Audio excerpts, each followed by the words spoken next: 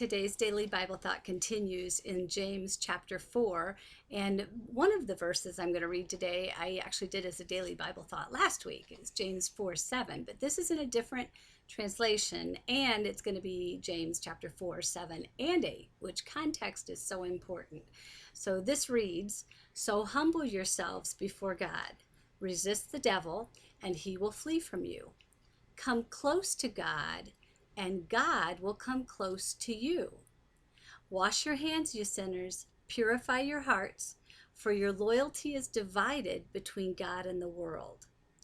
Okay, I think this is like a reality check for all of us. And last week when I read it, the version said, "Submit yourselves, therefore, to God." But this says, "So humble yourselves before God," which, you know what, it's the same kind of idea. When you think of humbling yourself, it's kind of lowering yourself. It's recognizing that God is greater than us and that we need him and we want to submit and surrender our wills to him.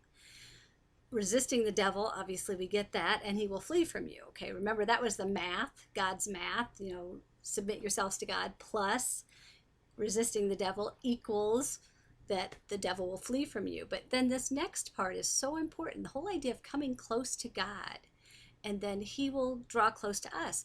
I remember hearing a joke one time about this old married couple, and they were sitting, like he was at the driver's seat and she was all the way pushed up against the door, and she's like, "Honey, it just seems like through the years we've just drifted apart. We're just not as close as we used to be." And the husband looks over at her and he goes, "Well, I sure know I didn't move." And there is some legitimacy to that. The reality is we do move away from God because it says what? Our loyalty is divided between God and the world. So we're distracted. There's so many things in the world to get our attention.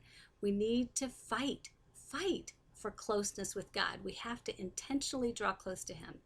Yesterday when I was praying, I had God speak very clearly to me to tell me that I think more than I pray. And he kind of asked me to think about that. But, the reality is we need to be praying continuously. We need to be constantly asking God for help, recognizing that he's present with us, and then reaching out to him, drawing close to him, and he will draw close to us.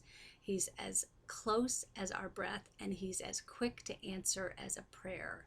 All we have to do is pray, and he's right there with us. So remember, we are divided. Our loyalty is divided between the world and God, but it doesn't have to be. We just need to draw close to God.